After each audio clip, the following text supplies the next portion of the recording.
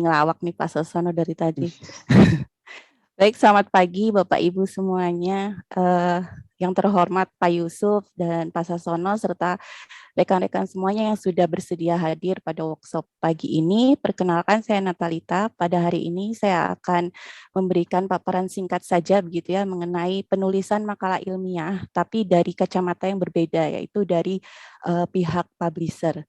Karena begini ya, ibaratnya orang dagang gitu ya, kalau ingin dagangannya laku kan harus tahu dulu maunya pembeli atau konsumen itu apa, ibaratnya seperti itu analoginya. Nah, di sini sama seperti Pak Martin tadi, saya hanya sekedar sharing, jadi bukan mengajari. Jadi saya akan sharing dari beberapa pengalaman saya sebelumnya terlibat di dunia editorial, baik sebagai editor maupun reviewer, baik di jurnal nasional. Kalau editor saya masih levelnya masih nasional ya, tapi kalau reviewer sudah beberapa kali mereview paper di luar negeri. Kemudian pada saat ini juga kebetulan saya dipercaya menjadi editor in chief dari salah satu jurnal terbitan BRIN, yaitu Jurnal Elektronika dan Telekomunikasi. Nah, ini mungkin sedikit pesan sponsor, tapi sponsor tidak resmi begitu.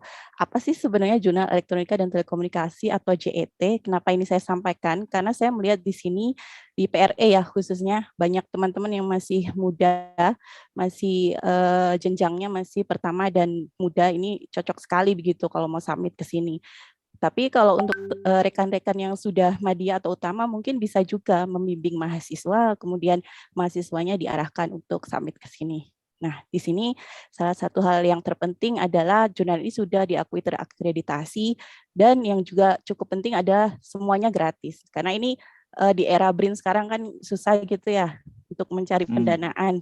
Makanya ini penting, informasi gratis tidak gratis. Dan semuanya sudah full English serta sudah full online. Jadi silahkan teman-teman kalau tertarik bisa ngintip di websitenya ini, sudah ada di layar. Nah, ini juga jurnal kami ini sudah terindeks di DOAJ. Sebenarnya kalau untuk rekan-rekan yang dari perguruan tinggi, dosen atau mahasiswa, biasanya kalau bisa publish di jurnal yang sudah DOAJ itu nilainya lebih tinggi daripada jurnal yang hanya Google Scholar. Tapi sayangnya kalau di BRIN belum seperti itu. Nah, ini ya, sebelum kita masuk ke struktur paper atau makalah, mungkin yang perlu diketahui dulu adalah apa sih kategori jurnal? Karena ketika teman-teman mau publish di jurnal tertentu, pasti ada pertimbangan-pertimbangan khusus. Nah, ini jurnal kategori ini bisa dikelompokkan berdasarkan indeksasinya.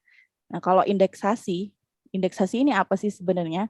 Indeksasi itu pada dasarnya adalah istilahnya pangkalan data atau database yang berisi kumpulan dari jurnal, paper, proceeding, dan lain sebagainya. Dan sebenarnya ini adalah produknya dari Clarivate Analytics. Jadi mungkin kalau ada teman-teman yang mungkin ini ya penasaran, kenapa dulu Web of Science itu ngelinknya ke Thomson Reuters. Nah, ini ceritanya dulu tahun 2017 di Thomson Reuters itu yang menghandle Web of Science, salah satu anak perusahaannya dia dibeli oleh Clarivate Analytics. Makanya sekarang namanya ganti labelnya.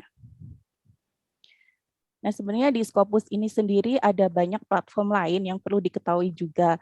Misalkan seperti kalau di Scopus itu yang terkenal nih ada SJR atau Simago Journal and Country Rank. Ini yang di dalam SJR ini ada istilah kuartil yaitu Q1 sampai Q4, mungkin yang banyak dipakai oleh teman-teman. Tapi sebenarnya kalau untuk di Web of Science sendiri ada yang mirip seperti SJR yaitu JCR. Cuman memang masih kurang ini ya, kurang familiar gitu, populer dibandingkan Simago. Nah, ini sebenarnya membahas terkait metrik. Ini ada metrik baru yang sedang viral sih.